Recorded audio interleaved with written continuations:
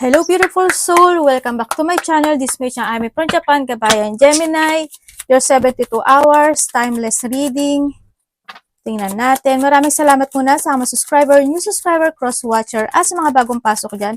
Welcome na welcome kayo sa bahay ni Ate Aimee. Salamat din sa mga nag-like, nag-hype ng aking ng bahay ko. Bakit ba bahay ng aking channel? Siyempre, sa mga nag-comment, sa inyong lahat, ganyan, sa mga hindi nag-skip ng ads. Yan. Maraming salamat din sa mga nagpa-personal reading. Kung gusto niyo na energy niyo lang talaga, gusto niyo makuha natin, all the details is in description below. Paka-check na lang. General reading, energy reading. Kuha tayo ng angel number mo. Uy. Ayun na nga. Pero kang 32, 5, 12, 5, 12, 31, 32, 17, Sagittarius, Leo, and Taurus. Maaaring connected ka sa kanila or magkakaroon ka ng connection sa kanila. Okay. Gemini.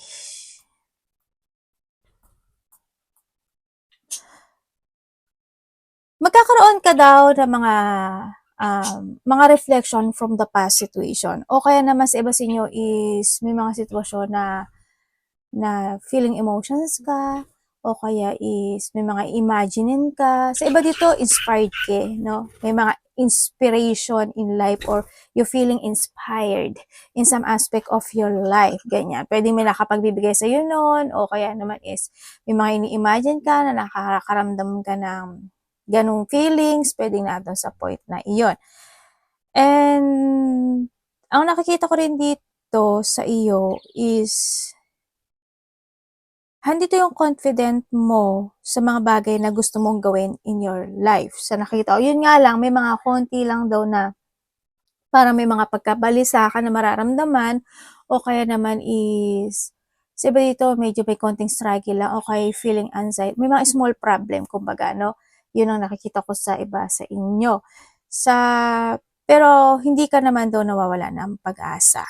Handun yung hope, kumbaga, na umaasa ka na mas magiging maganda yung sitwasyon or magiging okay yung lahat, kumbaga, no? Kung may mga struggle sitwasyon na magaganap o mangyari. Yun ang nakikita ko sa iyo dito.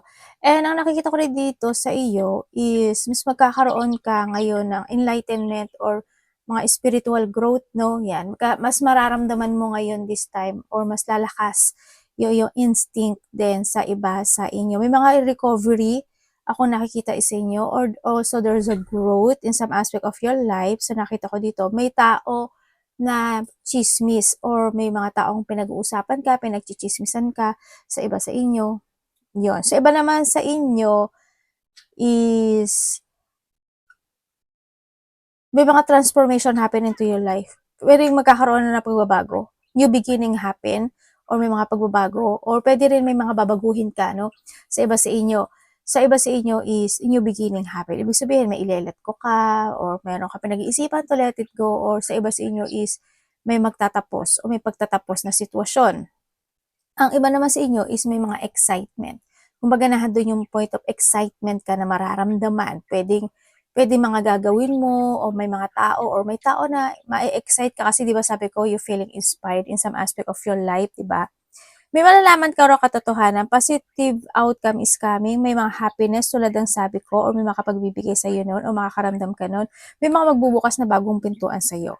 Pwedeng idea ito, or pwedeng mga gagawin mo na ikinasisiya mo or ikasisiya mo, or yung ipupurso mo ng mga bagay, pwedeng handun yung point na yon. Yun ang nakikita ko sa iba sa inyo. May transition, ano? Changes is coming. May pagbabago or may babaguhin ka. Yun ang nakikita ko sa iba, ha.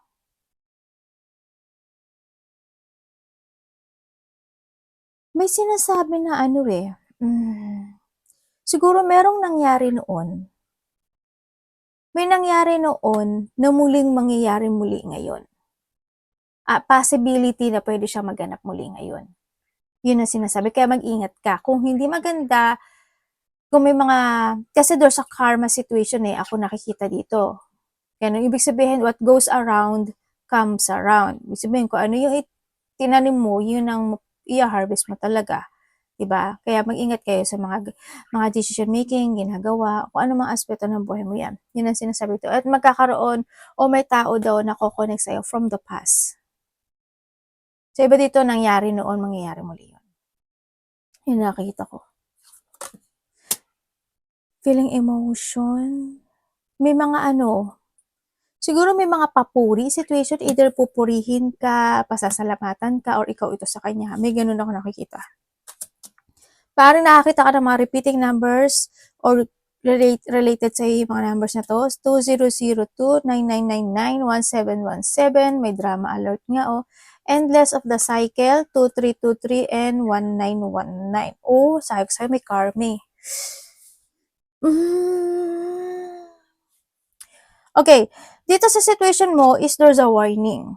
Kumbaga, nahandang yung sitwasyon na merong sitwasyon na yayanigin ka ni universe. Hindi ko alam kung sa aspeto ng buhay mo yan na magkakaroon ng mga changes or completion sa iba. Sa iba dito is more on revert kasi ang mangyayari.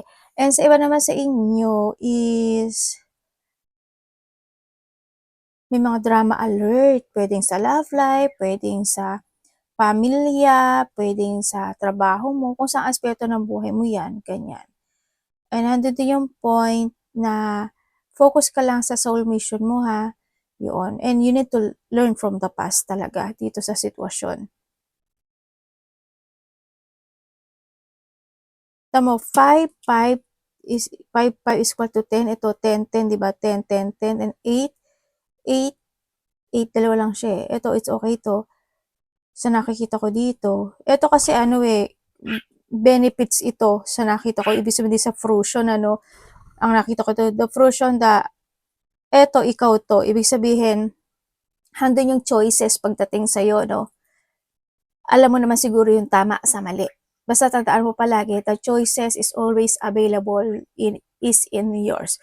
Kung feeling mo sometimes natatrap ka o na-stuck ka sa isang sitwasyon sa buhay mo, yun na yung time na you need to release yourself, fix yourself, o you need to escape, yung mga ganun. Kailangan mo rin kasi ng mental strength, saka clear mind dun sa sitwasyon na yun, Kaya huwag kang magpapatrap o magpo-focus sa painful ng sitwasyon.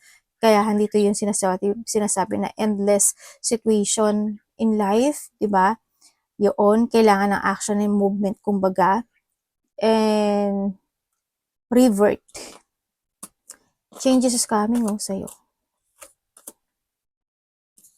Magkaroon ka ng mga reflection sa kasi you have a knowledge May knowledge ka na sa mga naganap o nangyari sa buhay mo And gamitin mo yung knowledge na yon, to change something into your life. Okay, we have 2, the 0, the beginning and the ending, and the 2 also. Ikaw rin yan, Ito yung mga the void situation, longing, technology, ambition, genius, forward thinking, stress, and depression. Kaya pala kanina sabi ko may small problem ka, di ba? Yon. You have a more control over your life than you realize. Tama Tama nga yung sinabi ko kanina. The choice is always available is in yours. Okay? Turn things around. Learn and execute what interests you. Turn things around. It gets better with time. There are plenty of friends to make. So, chill out, have fun, and open up, go outside. Okay, kung may mga medyo stressful ka, may mga trabaho ka ng trabaho, o kaya naman you need to relax, kailangan mo na mental peace, siguro lumabas ka. Enjoy mo lang yung buhay mo, ganyan. Life is short, mga ganun sitwasyon. Huwag ka mag-focus sa mga ikaka-stress mo. O kaya naman sa iba sa inyo is magkakaroon kayo ng mga outgoing situation, may mga mag-chill-chill dyan, o magkakaroon ng mga union o pagkakaroon ng ayaan. Pwedeng na doon sa point na yun. Di ba? Parang nagpipitik-pitik lang si ate ng Okay, tingnan natin ang energy mo. Maaring may kakaroon din may tao rin na mag-open up sa'yo, or ikaw ito. Yan. Your energy. Gemini.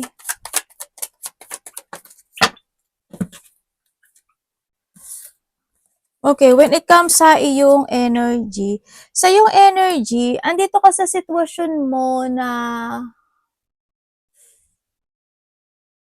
medyo nakakaramdam ka or makakaramdam ka raw ng konting frustration eh. Ganun. O kaya naman sa iba sa inyo may mga delay situation. Pwedeng may mga i-delay muna kayo, unahin nyo muna ito, mga ganyan. O kaya para magpapaliban, ganyan. Andun din yung point na with comes sa yung energy, may time ka daw na magfo-focus ka sa painful ng sitwasyon. Hindi ko alam kung saan yung aspeto ng buhay mo, basta may mga painful ako na nakikita sa iyo, mga frustration. Andun din yung point na ang nakikita ko sa iyo, magkakaroon ng pagbabago eh. Parang nandun yung point na kinakailangan mo mag-action to change something into your life. Iba sa inyo, you still holding. Meron kang sitwasyon na you still holding. Na hindi mo pa kaya siyang bitiwan, nahihirapan kang bitiwan, or nalilito ka, o kaya naman is hindi mo mailit ko. Mga ganong sitwasyon. May mga ganong sitwasyon ako na nakikita sa iyo. Yun. Sana wala kayong mga ubo, sipon, lagnat, no? Ingatan nyo lang. But still, handun yung pain. Baka rin mga time naman at pananakit ng mga buto-buto, kalamnan, kasukasuan, mga ganyan. Ingatan nyo lang yung sarili nyo, ha? Baka din kasi sa mga trabaho nyo, di ba? O kaya sa mga travel situation, kung meron man yan. O lakad-lakad, di ba? Parang nahandun galing dun yun. Tingnan natin ang parating sa iyo. O kaya meron kang kinaka-painful na sitwasyon. May mga naiisip ka pa nga ganun. Parating kay Gemini.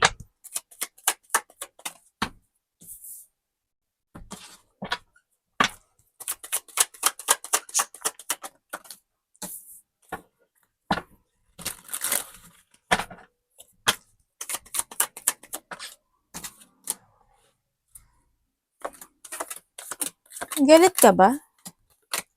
O masyado ka lang active ngayon? Okay. Parating, talaga. There's an unexpected situation ako na nakikita sa iyo, Gemini. Nangyari na to noon eh. Nangyari na siya. Nangyari na siya noon na muling magaganap muli ngayon. May sitwasyon sa buhay mo na gano'n. And then also, ang nakikita ko rin dito sa iba sa inyo is may tao na nagsisinungaling. Taong malapit sa iyo. Sinungaling, may tao na manipulative, may tao na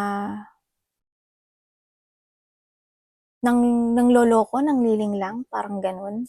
Ako nakikita, sneaky siya. And then also parating sa iyo is may tao na hihingi ng suporta. No? Or ikaw ito sa kanya.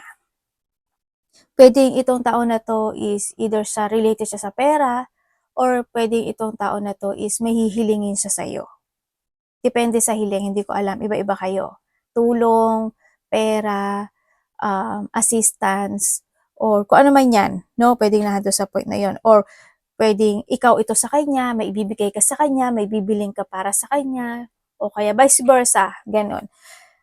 Ang nakikita ko rin sa iyo na parating is may mga travel situation. Tulad ng sabi ko kanina, di ba, baka para may mga travel, malayo man yan o malapit. Andito rin yung point na meron ka daw gustong-gustong bilhin o pagkagastosan o ninanais, parang nandun sa point na yon sa nakikita ko sa iyo dito. Pero mayroon daw tao na makakatulong para sa iyo. Basta meron kang kahilingan sa buhay mo na ang may makakatulong daw sa iyo is isang lalaki. Lalaki daw ang makakatulong sa iyo sa isang kahilingan mo sa buhay mo. Hindi ko alam kung hiling mo o ninanais mo. Siyempre iba-iba kayo, di ba? Pero lalaki yung nakikita ko. No? Dito. Handun din yung point na magkakaroon ng mga union. Pwedeng magiging busy yung iba, or iba sa inyo is may mga union ako na nakikita sa iyo. May tao na ko-connect sa iyo na may nararamdaman siyang painful or deep wound, parang ganun, ako nakikita sa iba sa inyo or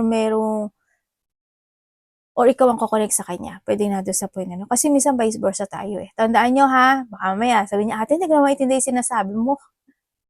Kasi nga vice versa nga to ha. Ako please lang, paulit-ulitin yung maigi, yung pag isang dinig nyo lang kasi hindi nyo mapapansin eh. No? Para mas maklear nyo, ulit-ulitin yung pakinggan ha. Yung iba naman sa inyo is may mga situation na pag-aaway. Malaki man o maliit iyan, or magkakaroon ka ng disappointment sa isang tao, may mga intense, kalungkutan, feeling hopeless, or may mga trauma, or something lost, parang ganun. Sana wala namang separation sa iba. Yan, may mga makakaramdam ka ng mga unhappiness, hindi pagkakasundo, or pagkalito. Mga heartache, mga ganyan. Yun ang nakikita ko sa iyo. May taong nagmamatsyag. Pwedeng ikaw ito, or someone. May pagmamatsyag. Ay, may lumalayo, may umiiwas, lumalayo, may tumalikod, may tatalikod. Ako nakikita. May naghihintay. May naghihintay dito. May pagtulong, may naghihintay as in. Tingnan natin, dapat mong iwasan. Hinihintay ka ba? O may naghihintay? Kahaba oras natin. Tingnan natin ang dapat mong iwasan, Gemini.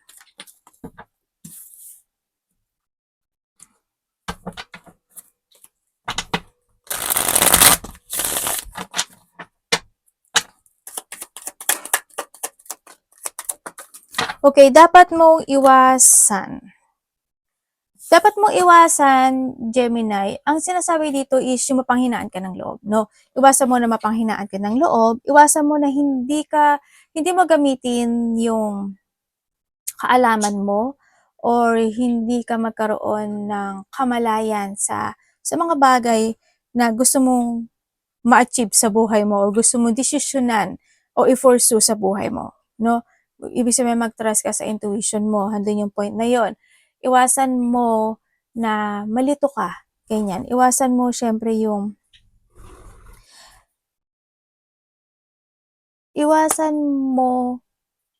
magmadali ka sa isang bagay, sa isang sitwasyon na pwedeng mag-cause o maging bunga siya ng maling desisyon. Ibig sabihin, dahan-dahan lang, no? Ibig sabihin, be patient to make a choices kung saan aspeto ng buhay mo yan. Ganon. Kumbaga, yun nga, magta-trust ka lang talaga sa intuition mo, no? And makiramdam ka talaga. Iwasan mo yung pagkakaroon ng mga pang-aabuso na sitwasyon. Ikaw yung mga abuso or inaabuso mo yung sarili mo o magpa-abuso. Iwasan mo yun, ha? Hindi worth it yun sa'yo. Okay, yung pabago-bago yung isip, iwasan mo. O kung may mga tao na pabago-bago yung isip, iwasan mo sila, di ba? Yung mga tao na yung ma-overwhelm ka sa mga sinasabi ng tao or ma-overwhelm ka sa sitwasyon kasi hindi mo alam, may something. Sabi ganun. Diba? Iwasan mo yung mga taong masikreto. Basta makiramdam ka as in, mararamdaman mo kung sino yung mga tao na maganda yung intention para sa'yo. As in, mararamdaman mo. Yan. Iwasan mo na gumawa ka ng mga sitwasyon na without purpose. Basta alamin mo maigi. O kaya yung magsayang ka ng oras sa mga sitwasyon na wala namang katuturan, ganyan. Kung may mga sitwasyon ka na hindi natapos, umpisahan mo uli at tapusin mo ito hanggang dulo, no? Yan, malack of self-discipline ka, malack of control. Yung mga selos-selos na yan, iwasan mo yan, di ba? If ever, bakit ganito? Saan ba to? Tingnan natin love mo. Love. Dito baba. Kapatid, anak, magulang, karelasyon, kaibigan, pamilya. Gemini in love. Yung mga yung mga mapaglarong sitwasyon o mapaglarong tao, umiwas ka dyan.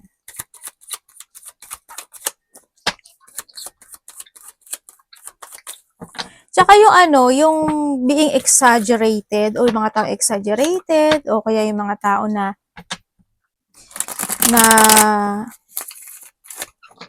ano tawag dito? May pagka-abnormality. Siguro alam mo naman yun, ibig sabihin, ano? Love. O mga sitwasyon na gano'n.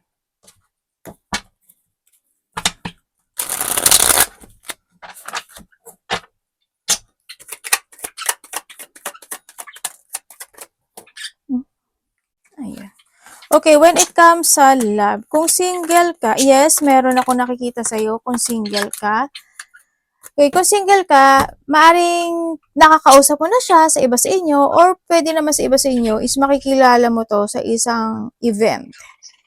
Yan, pwede. Basta kung anong event ang meron dyan. Pwedeng sa isang grupo, pwedeng may mga event, parties, celebration, ganyan. Yun ang nakikita ko dito sa'yo.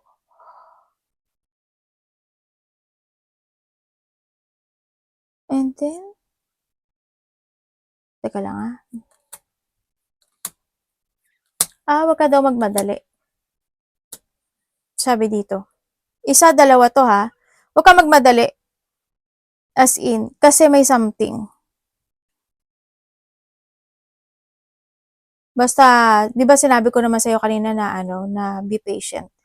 Okay, kung nagkahiwalay kayo nitong tao na ito, oo kasi nahandun yung point, kung titingnan ko dito, mahaba yung pasensya ng isa sa inyo. Ang hindi ko lang maintindihan, na hindi man kayo nagiging good term, pero nagkakabati pa rin kasi kayo, no? Kumbaga nahandun yung point na yon. Yun nga lang is, bigla kasing umalis yung isa. Pwede rin kasi ito is related to a third party or yung isa sa inyo, sa iba naman is talagang tumalikod lang yung isa na handun sa point na yun. Pero kung sasabihin mo sa akin at hindi na ba ako naiisip ka pa niya kasi ang nakita ko dito is gusto niya muling magkabati kayo. Yun na nakikita ko. Gusto niya muling magkaayos kayo. Nitong tao and gusto niya ng forgiveness. Vice versa. Gusto niya magkaroon ng recovery at gusto niya pa rin ng union. Ando siya sa point na they want to start a new beginning at gusto niya uli ng partnership para sa iyo. Kung kayo naman is may third party relationship, na magkarelasyon kayo, depende kasi to, no, kung ikaw yung third party, o kaya is may something. Alam mo yung, yes, meron. Kung sa meron talaga. No, yun na nakikita ko. Sa iba sa inyo, pwedeng yung karelasyon nyo is pamilyado na rin talaga or ikaw yung pamilyado. Diba? O kung sa third party, yes, may third party talaga. Pero ang nakikita ko kasi dito is kasi nandun na yung hot and cold connection, pagdating dito sa sitwasyon. Kung titingnan ko dito, isa sa inyo kasi ayaw niya na kinukumpronta siya, ayaw niya tinatanong siya, may mga ganong sitwasyon. Kasi yung maging pag-aaway nyo, hindi magkasundo. Alam mo yun, yung mga ganong sitwasyon. Pero may mga disappointment na kasi, pagdating sa may mga third party relationship. Pero nasa sa'yo to, kung ano-ano. Pero magkakaroon naman din kahit paano ng pagbabati. Pero mangyayari pa rin yun dati. Sa may mga third party, yes, there's a backstabbing situation. Ako nakikita. Kung kayo naman is walang third party relationship, napaka very supportive ng isa sa inyo or both of you. May mga time na nagkaroon ng struggle dito sa connection na ito, no? Pero kahit na nagkakaroon kayo ng struggle, nagiging okay din naman at the end. Kumbaga nagkakaroon din naman ng pagpapatawaran or nagkakaroon naman ng apology, nagkakaroon ng new beginning. Dito sa cycle ng buhay na ito, sa cycle ng buhay na to, na nakikita ko dito is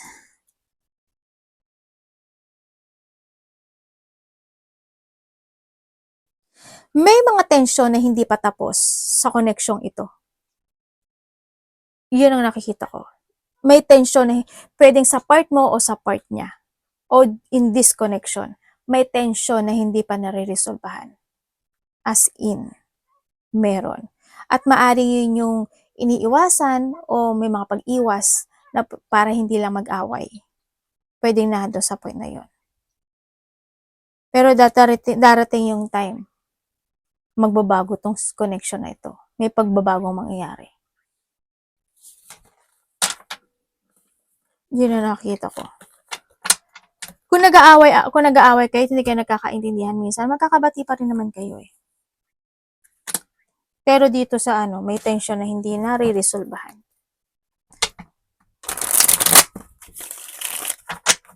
Tingnan natin ang iyong money.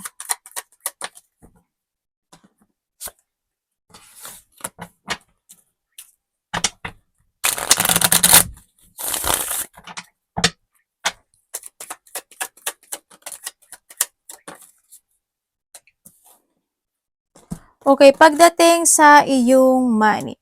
Pagdating sa money mo or trabaho to ang nakikita ko kasi dito is medyo hindi maganda yung magiging outcome ng iba sa inyo. Hindi ko alam kung bakit. But still, nandun naman yung may marireceive ka naman kahit paano. Hindi ka naman may empty din. Maaaring may magbibigay sa'yo, susuportahan ka, or you will receive something. No, yun nakita ko. Pero hindi siya ganun kalaki. Pero pagdating dito sa sitwasyon mo kasi trabaho or money, medyo may pressure. No? Ako na nakikita pagdating sa'yo. Nagkakaroon ka ng limitasyon this time. Siguro may mga gusto kang bilhin, gusto mong gawin, gusto mong gastusin. Nagkakaroon ng limit. Or andun yung sitwasyon sa iba sa inyo na binabalanse mo yung meron kang income sa ngayon. Pwedeng nandun sa point na yun, ano? Pero dito sa sitwasyon mo is nandun yung point na merong hindi magiging maganda yung outcome. Sa trabaho man yan or sa kaperahan. Siguro sa trabaho, medyo matumal o kaya naman kung may mga holiday ka talaga o kaya naman sa trabaho baka may mga complicated situation din, mga ganyan. May mga ikaka-regret ka, mga ganyan sitwasyon. So iba sa inyo, handun yung point na medyo low kasi siya, yung energy, medyo may mga frustration o kaya naman may mga na-hold ka ng nakaraan, sana hindi ka nangungutang, no? O kaya sana wala kang utang o mga kung ano man yan. O kaya pwede rin siya sa ano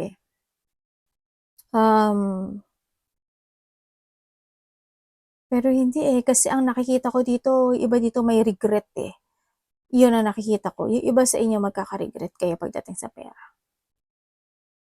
Yun. Sa iba naman sa inyo medyo pressure ang mangyayari, trabaho or pera. Frustration, pressure, tapos may mga blockage pagdating sa kaperahan or trabaho. Pwede rin na magkaroon ka ng mga disappointment sa trabaho or sa pera. Hindi ko alam bakit, pero may mga disappointment situation. Mag-ingat ka na lang pagdating sa pera, ha? Yun ang nakikita ko sa'yo dito. Baka naman overspending ka rin, di ba? Hindi mo na babalance. Ingat na lang kayo sa mga ganang sitwasyon, no? Tipid-tipid din pag may time. Arigato namaste, God bless.